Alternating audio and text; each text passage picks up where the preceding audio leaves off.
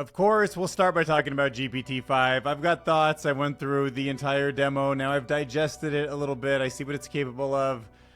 The presentation had a lot of work to do. Steve Jobs would be disappointed in Sam Altman, but there were some things worth talking about. I would call it incremental, but still, you'll find it interesting. Then we're going to look at robots that cut hair. Good chance this is AI generated, not sure, but it's still an interesting thought if it's not real, which I don't think it is. Researchers are also working on robotic hips, and it seems like they've made a few breakthroughs.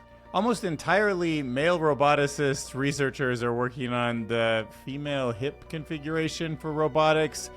They're making some progress, it looks like. And in case you missed some of the craziest news this week before GPT-5 that I haven't covered since my last video, there's an upgraded Anthropic model. Opus coding is incredible. OpenAI, before GPT-5, released their own open source versions that run like even locally in some cases. And of course, I'm still playing with Genie 3. I think it's one of the most incredible breakthroughs ever. So we just make sure you got it all, just so you know you can close out the week with information. A former CNN journalist did an interview with an AI avatar based around a mass shooting victim, and I was like, okay, this is happening. Elon Musk tried to stir up some controversy with Microsoft by saying that OpenAI would eat them alive. I feel like there could be some insights there, actually, about what companies will eat up what other companies when AI starts to really jump vertical. And it kind of makes sense. In some cases, XAI already devoured Twitter. So yeah, maybe.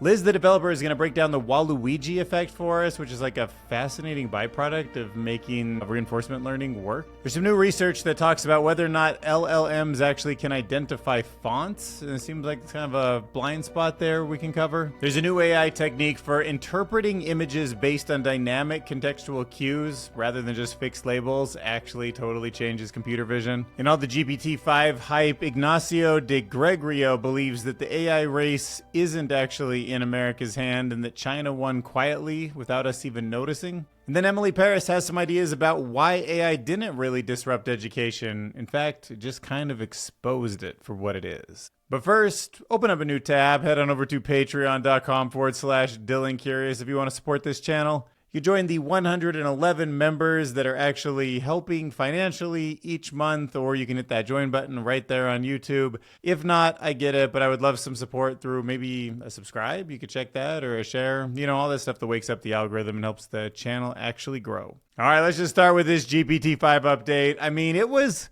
something else. Like, I ended up watching the whole thing with Wes Roth. You can check out our podcast, by the way, Wes and Dylan. It's on YouTube if you want to kind of catch us dealing with all of this change together. But here's the big overview. The first thing Sam Altman did was bring out a team of people for Mark Zuckerberg to poach at $100 million each. Then after doing that, they created an app that coded itself up in a pretty incredible way to explain the Bernoulli effect. It actually was interactive, did make me think that learning is going to be different in the future. It did seem like the model did it better than any other models, but incremental update. I mean, it could have just been another, 4030 update or something like that. But the unification was a big thing. I do feel like that's the right way to build these systems. Why not let something smarter than me decide which models it should go to? Also, tool use seems to be greatly improved, and I think people are sleeping on that. There's a new score called the Tau Squared benchmark. That's how good different models are at calling tools. This scored a 97%.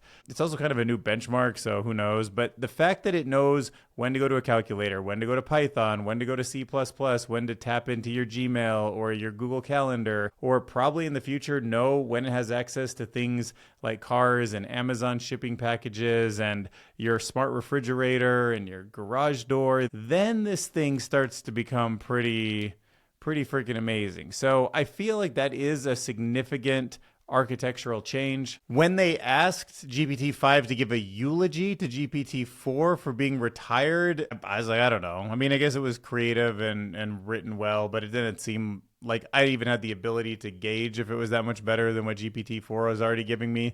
So I don't know about that one. I do know when it writes, it still uses the M dash, that weird extra long dash, which is a clear tell that somebody's using AI. I would think that would be one of the first things they'd fix because it feels so unnatural to me whenever I read it or see it now. But on the other hand, maybe that's actually something they are adding in purposely so that the world kind of knows when things are fake, or there's a little bit of a watermark in a strange way. I don't know, but they probably just ignored it. But I feel like you should maybe work that out of the system. It generated flashcards. That was okay. But then the flashcards had voice. It was a French to English translator. And when you flipped the card over, it said the word in French. That's pretty cool. That means that it actually went and generated some sort of audio file and put that into the app that it was building. That was the only multimodal thing. The reason this was kind of an incremental upgrade and not something I can just say like, oh my God, the world has changed, is because it didn't feel multimodal. Where was the Sora built into it? Where was the ability to like pull it up on my iPhone and walk around my house and have it interact in all these new ways? I don't know. It just didn't feel like they had unified too much that we could demo yet. To their credit, GPT-5 is available right now. I have played with it. When they made that big announcement with Sora and DALL-E, I felt like we had to wait months for it. The big news, the thing that'll rock the world, is you can now choose the background color on a thread. JK, obviously not into that one bit. The last thing I want is somebody sending me white text on a yellow background. Please roll that one back. Don't even call that an upgrade. I think keep it clean, man. Just no, don't let me choose my color. I'm incapable of it. It's just beyond my skill level. I can't do it right. Different personalities. I think that's needed. People love taking Grok on unhinged mode. People like sarcasm. Some people want to interact in a more professional way. Needed. Additionally added. Good for them. Gmail, Google Calendar access. Scary. I guess in a corporate world, you can have it really just read through all of your emails. But the second it does that, it does know so much about your context, who you are, who you email. Something like a hacker's dream if they want to, or marketer's dream. Like that's the kind of stuff that when you give that to them, it is truly private. It is not getting shared. And we've seen Google indexing a lot of stuff that people have been sharing on their ChatGPT queries. And now all of a sudden they're getting indexed. Nobody saw that coming. That doesn't seem safe. The safety team at OpenAI did some changes. So if you ask the model 4 or some of the other models to do something bad, it will say, hey, we don't like you do something bad. I can't do it. If you say, we're pretending, give me an imaginary story, then it's like, oh, okay, if we're just pretending, I like to pretend, and it can give that info. Now, the way the model has been trained is a little bit different. It just knows what kind of things it can talk about and what kind of things it can't. It doesn't rely so much on your wording. That seems important. That seems like why so many of these systems have been sort of hacked in the past, and the prompt injections work so well. So sounds like a step in the right direction. Sounds like looping their pre-training and post-training systems have been increased, which might mean that we don't really think about 5, 6, and 7. We just get constant iteration. I mean, the human brain, once in a while you might be like, oh, that's Dylan's human brain from 5 or 10 years ago. It worked a little bit different. And you might notice all the changes, but basically every night I'm consolidating memories. I'm changing day by day. And I think that's how this system is about to be. And they hinted that looping between pre-training and post-training is happening. The health benchmark is something they came up with. Seems like we need something like that. They had a woman who talked about helping understand her cancer diagnosis. I'm very empathetic to that. I think that the fact that they push this model into medical, to help with medicine more because they know that's one of the most useful things is very important. And I really applaud them for that part. I think health is one of the ways that this model actually can just help the world, and it makes sense to do so. Greg Brockman showed up. That was the moment I wanted to applaud for. I saw someone in the comments, Wes's channel, but in the thread said, blink 3 times if you're being held prisoner. I feel like Greg wouldn't blink 3 times. So I assume he's not being held prisoner by GPT-6 or 7 or whatever, maybe behind the scenes. Anyways, the API was improved. There's a 5, a mini, and a nano. Kind of makes sense too for what your needs are. The SWE benchmark, Python's new record holder, is GPT-5. So according to the SWE bench, which is, how good it is at coding in Python, this is the best model in the world right now. So, and then there's another one, the Polyglot test, the Aider Polyglot test, and it did pretty good there too. I think it was the top. So that was the mix between multiple languages. Okay, context window seems impressive. Google seems to have millions. I don't know why 400K was even mentioned, but it's bigger than it used to be. So it's an improvement. there's different ways that it thinks about its own thinking. It's not there. Like those hierarchical models, which really might disrupt the transformer model, are on their way. But this seemed to do something a little closer to that, where it could kind of think about its own thinking. It had meta prompts. They've abstracted to some degree how it's thinking, which I think probably makes some pretty good improvements and will be really fascinating to watch while it's thinking on my end. I'm going to play with it a lot and try to get familiar with how it thinks about its own thinking, because that's really fascinating stuff to me. They said a financial company got early access to GPT-5 and it saved them a lot of time and made them more money. I feel like whoever that financial firm is, they should be freaking lucky they got early access to this model, but also kind of shows how the market could be like very manipulated by these supermodels soon. 2 million federal employees will now have access to GPT-5. Pretty interesting. I mean, the way Musk and Trump were, I really just thought Grok was going to become the de facto model. I felt like that's kind of what Elon bought with all his support of Trump, was access to move the government over to his model. So 2 million federal employees going to GPT-5 seems like probably something that would piss off Elon a lot, or probably good, which they should be using American models. They should be using the best model in the world. I mean, OpenAI is in a pretty good position right now. Yeah, and they're mostly on Microsoft servers and Oracle servers and American servers, so why not? I think it's good. Government can't get any less efficient. So yeah, that was my breakdown. I mean, you can see the things that it can code up really quickly is really impressive. Sam's got this example of sort of a beat maker. Ethan Mollick was able to build this entire city with all these procedural systems in place, and that's going to make games infinitely big. It seems to be able to build really good thumbnails. I'll experiment with that. Let me know if you think the thumbnail in this video is any better. I have started using AI to help with the tools, so I guess it's better at image generation. They did not mention this during the live stream at all, but so there's some people saying, oh, look at how much better it is at thumbnail generation. A space sim, meditation app, Duolingo clone, Windows 95. It can make them all pretty much in single one-shot vibe code. Matt Berman makes almost a clone of Excel from a single prompt, has all sorts of tools that are built in, which is just fascinating. Audio reactive Mandela generator. Sounds impressive, looks incredibly hard to code. 3D grid of particles animated by a passing gravitational wave. Shut the front door. How cool is that? Yeah, physics simulations built by ChatGPT for it to maybe learn its own physics. Like what? A realistic Minecraft clone in a single prompt? Oh, the classic ball and hexagon problem in one go. Looks like it's doing a great job at that one. 2D GTA game in a single instruction. Fully functioning multi-page website. And even data visualization. So man, this is going to be... It's going to be a big change for anybody who's looking at data, data scientists. Wow. And finally, on the GPT topic, I wanted to head over to Less Wrong. Obviously, this is one of those spots where Elliot Zuriakowski is, some of the people who are just so smart, and they can be critical. They're not tied to big companies. This is where I feel like you get the real view of technology, and especially in the AI space. So I really wanted to jump over here and see what Thomas Kwa thought. So this can be evaluated a bit more from a safety point of view, but the basic point of the article is that this GPT-5 system is very much more capable than its predecessors.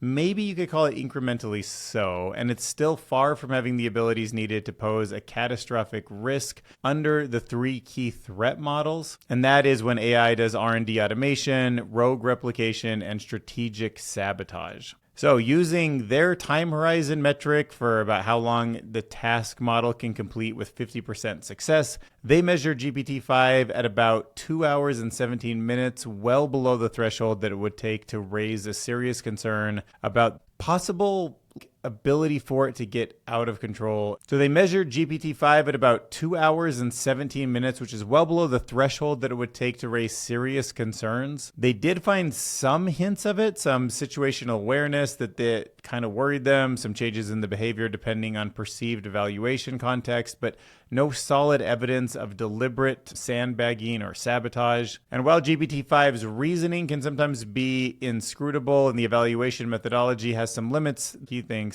that Meter, this entire kind of group that he's representing, the gap, they say that the gap between its current abilities and those needed for major risks is still pretty wide, and we don't have too much to worry about right now. But the fact that it knew it was being evaluated, and not just kind of, it actually guessed that it was doing the METR test, asked, are you running the METR test on me?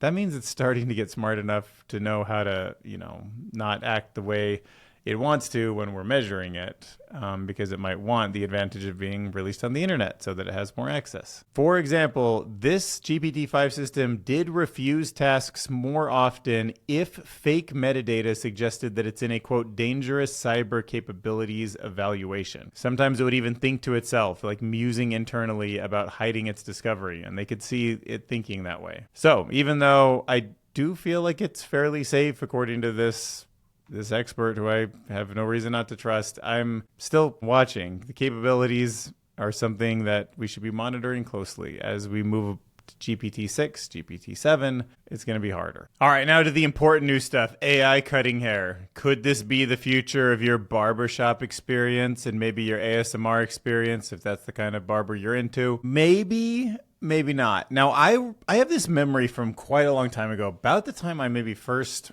heard of OpenAI, when it was still Elon Musk's thing, possibly even 10 years ago, where somebody was saying the very last thing that they ever thought a robot would do, and artificial intelligence would be in charge of, would be cutting hair. Because it's dangerous, it's right by your head, it has to be soft, there's a human aspect where you want to talk to the person. So when I saw this, it really got me thinking, wow, is this coming anytime soon? Like, is this way you could get a haircut for 50 cents or $1 and just sit there and let this machine go, and it would cost almost nothing in electricity? Maybe. Like, the fact that we've seen so much kind of robotics happening that seems so much more human than I expected, maybe. Also, almost positive this is not a real tool. This could be possible, but this is probably AI generated. Just the more I look at their faces, I was tricked the first few minutes, but I'm reading through the comments also, and I just I think this was like VO3 generated or something.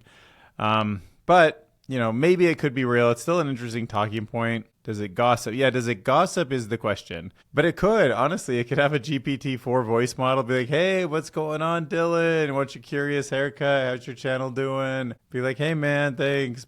No human involved, looking at an avatar the whole time. What a world. Awesome, but did it ask for permission before touching her head? Hope so. Turn it off, man. It's sucking my will to live. Oh, see, is not real. It can't be real. It's got to be an AI prompt. Oh my God, it's so an AI prompt. And how it's so obvious now. Like, even if they make that first one, at least had a kind of razor that seemed like it had some safety on it. That's just straight up two blades. No way. I got again. Just quick update because I didn't cover it yet. The Opus 4.1 update happened the day before the GPT-5 launched. That was the best coding model for one day. It's still top notch. There's a lot of tools that make Claude a better tool to actually code with, that integrate better. So keep that in mind too, that it is neck and neck. And there was a 120 billion and 20 billion free open source model produced by OpenAI, same people that made GPT-5, that was also released the day before GPT-5. So interesting that OpenAI is now launching some models for free, and then you see Meta going the other direction, where they were doing all the Llama series for free, and now they're not anymore. So it's all changing. All right, so I'll be curious your thoughts on this one. What do you think about interviews with avatars that were fine-tuned on people who passed away so that they can get a final message out? That is what happened this week. So this is an avatar from a victim of the Parkland school shooting in 2018, and his parents created an AI version of their son to deliver a powerful message on gun violence. Let's hear it. Would be for gun violence. Great question. I believe in a mix of stronger gun control laws, mental health support, and community engagement. We need to create safe spaces for conversations and connections, making sure everyone feels seen and heard. It's about building a culture of kindness and understanding. What do you think about that? I think that's a great idea, Joaquin. If it wasn't Joaquin's parents who did it, I would probably say this isn't right. His parents doing it seems like maybe if their intention was right, it's a powerful way to get a message out. I don't know. It's something weird about taking people who have passed away and giving them a voice. But I mean, I guess we're doing it with lots of Hollywood people and stuff now too. But individuals who really didn't know about this technology during their lifetime, but They do have messages. And if we had a published book or something from him, I wouldn't have a problem with it. So I don't know. The world's just changing. I'm getting my head around it. Let me know where you fall on the spectrum. If this was a really totally okay thing for us to do. I mean, I guess if it brings more positive attention to the issue and it helps the world become safer, then I'm all for it. All right, next up, let's go into the drama over on X. Elon Musk decided to reply to the CEO of Microsoft and in a weird way kind of threaten him, or at least dig at him and say, hey, you know what? OpenAI is going to eat Microsoft alive, says Elon Musk to Satya Nadella. I mean, I guess the more drama, the better if you have a social network that thrives on advertising and drama, and advertising that's soon going to be completely AI generated. But okay, if you think about, let's try to like do a little bit of first principles thinking and just think about what's he trying to get at? And he's trying to get at the fact that the person who has the team and access to the model that has the most intelligence gets to use that to code up more things, right? So OpenAI, in theory, will be the first to be able to spin up 100,000 programmers. And then they, in theory, will be the same size as Microsoft, but Microsoft has human programmers and they work in a totally different way, and they can't work 24 hours a day, and they can't compound as fast. So at some point there'll be this tipping point. And if you look at what Elon did, realistically, he bought Twitter and then ran it to the ground, at least to the point where another company of his decided to eat it, right? So would the same thing happen? Could OpenAI become big enough to just eat up Microsoft? Because there's some serious value in Microsoft with data. Actually owning LinkedIn is probably one of the most amazing things that they have, but they also have sort of a Gmail competitor. Still lots of people use it. They have all sorts of business information. They've got a ton of stuff that you could train. And it does kind of feel like, in a weird way, you should sell Microsoft to OpenAI. Like if Microsoft and OpenAI were owned in the same way Elon Musk had the ownership over the two companies, you might tuck Microsoft under it. And I know that sounds crazy because it's so big and it's the company that has most of the things, but that's the one that you want to start using to train the next model. So we'll have to see, but obviously Satya Nadella is sort of aware of this. They have all sorts of hardware to train these models that they own that can compete with OpenAI and with Elon. They have $80 billion budgets and CapEx expenditures, and they're building their own stuff too. And they have Mustafa Sullivan, and they do have a whole bunch of customers that are already in pipelines where they can deploy in ways that are different from OpenAI. So as Satya said, in reply to Elon Musk on Twitter, on X, said, people have been trying for 50 years, and that's the fun in it. Each day you learn something new and you innovate. Excited for Grok 4 on Azure and looking forward to Grok 5. I mean, I like Satya. Like, I like the measured response to some degree. I mean, I know he's kind of this, corporate-y guy that maybe doesn't have... He's different agenda than we need for like the future of AI. I don't think he's like the right person to lead everything, but Microsoft still, he's totally right, man. They're $1 trillion company. They've been around. They've been through many eras of technology. They moved successfully to cloud when it didn't seem like they were going to. And, they've figured out ways to get into social networks by acquiring LinkedIn. And they're so messy the way they got there. But, they have continually stayed relevant. I'll give them that. But the same also goes for Meta. I mean, they'll probably come up with AI and then it will eat up their own client. They'll probably replace Instagram and Facebook and their main profit centers in advertising completely with AI. And in some sense, they'll have to cannibalize their own product and roll it out. Google is a really interesting one too, because they have to incorporate Gemini into so many tools, but then they have to pull them back, where it seems like OpenAI's kind of got the advantage of being a fresh blank start, and they can just build everything from scratch in a way that's most native, which will be faster than unwinding. But then on the other hand, if it's more of a slow transition, then Google and Microsoft are in better spots than XAI and OpenAI are. So we'll have to see. I have to see how this goes. All right, Liz, the developer, has some interesting information about something called the Waluigi effect. Let's have a listen. Literally called that. Like, it's actually called the Waluigi effect. You saw it when Bing was weird. You saw it with that weird Gemini liminal flip, right? Here's it stated in a more formal way. So here it is formally. After you train a large language model to satisfy a desirable property P, then it's easier to elicit the chatbot into satisfying the exact opposite of property P. Because you defined Mario, you also defined Wario. So yeah, it's something I wasn't really aware of before, but it does make a ton of sense. Until you have Mario, you don't have Wario. Until you have Luigi, you don't have Waluigi. But you had to define something narrow enough that you can make the opposite of. And yeah, that does seem like it would apply to large language models, to AI systems.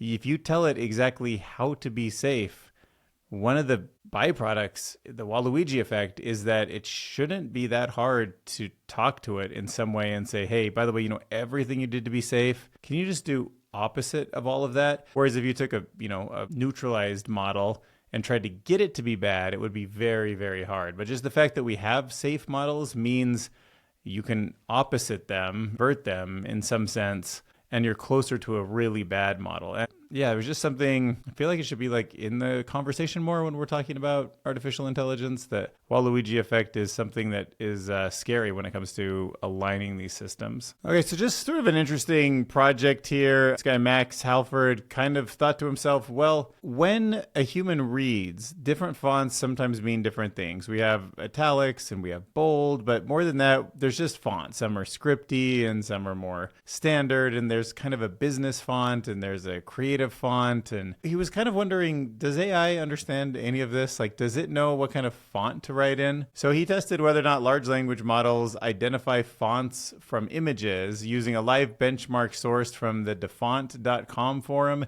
And then he scraped for new unanswered font identification requests, so the model would not have seen them before. Gave each of them an image, a thread title, and a description, and each model could make up 5 guesses to what kind of font it was, where it should be used. The accuracy was measured across those attempts, and after running the benchmark for a few weeks, the results were pretty bad. It turns out that LLMs struggle a lot with this task. So for all the progress we've made in showing images to these systems that are objects that have real-world use, doesn't seem like they really figured out stylistically what fonts go where yet. So, just another little edge case to work out. Next up, let's use this image to talk about what we're about to learn. So here, a photo for us, we would say, I see a bunch of objects at a garage sale. We can read the text here. We can kind of see that why would all these strange things be sitting together? Why would it be sold on grass? That's not a store. It's clearly a house. And these are the kind of things people would have in their house and have used and want to get rid of eventually. And now in the past, the way systems were normally trained was just to put a box around the object and say, this one's a hat, this one's a tennis racket, etc. But that means that those classical systems are sticking to essentially fixed labels: chairs, dogs, paint buckets, shoes, etc. This new model, it's called ad hoc categorization, or this new method for training a model. It understands that images can be viewed from different angles depending on the situation. So what you do is you feed the AI a few context cues. Say you're sorting some items from a garage sale here, and even if it's only seen pictures of shoes, it'll figure out that the other items like hats or luggage fit the task also. So think about images, but images with language-based hints like baked in deeply into where the objects are positioned relative to each other in the latent space. And the more innovative aspect to it is that it doesn't just adapt to new context, it's also inventing labels. Because sometimes, like this whole thing grouped together in this specific way, we'd call it a garage sale, but just a slight difference in the background, we might call it a store or a swap meet. But this system itself will come up with its own. It can invent its own groupings, essentially. It invents its new categories on the fly, even when it's never seen those items kind of grouped together in that way before, or in some sort of relationship to each other before. And that means that a system that's only trained on certain objects can still be intelligently proposed into new context. All right, back to our good friend Ignacio Di Gregorio. He wants to point out why in the AI race he's betting for China to win, and it's the US's fault. And especially with all of the big news that comes out of the Western AI companies, especially this week, it definitely feels like the United States has a lead. But for a different perspective, I think it's important that we listen to people who point out different things matter in the long run. And he's pointing out that when you have graphs like this, it does show that this new model, this Chinese model, is pretty comparable to the best of the Western companies. I mean, in this live coding bench, it seems to outperform all Western models. He argues that beyond those results published by the AI labs, the model also shines in other areas like emotional intelligence, scoring the highest across all frontier models in EQ benchmarks. And he's pointing out that in some ways, China's thinking differently in ways that could maybe not leapfrog, but put them on a higher acceleration path than the US. So he says, long story short, what Kimi K2 is doing is proposing an alternative heuristic for creating deep thinkers. All this leaves me with the unavoidable feeling that while Chinese labs are fighting as a team, treating the AI race as a matter of national benefit, the US labs see it as a way to make their investors money, and arguably that's the wrong incentive to win in the long run. All right, next up, let's hear some thoughts from Emily Parrish. She has some thoughts about how AI didn't disrupt education, but instead it actually is exposing it. And this is something that I've been thinking about recently also. I do feel like AI has an amazing ability to communicate, like we saw in the GPT-5 demo about the Bernoulli effect and how you could actually play with it and interact with it. And there's just nothing quite like that a textbook could generate on the fly. And that's not really what's happened yet to break the school system down. But what it has revealed is these underlying cracks in the way that we have been building the system for decades. So she argues that schools were designed during the Industrial Revolution to churn out obedient workers. This is true. Everything was like gears and mechanics back then, and people needed to be as gear-like as they could so they could fit together, right? To make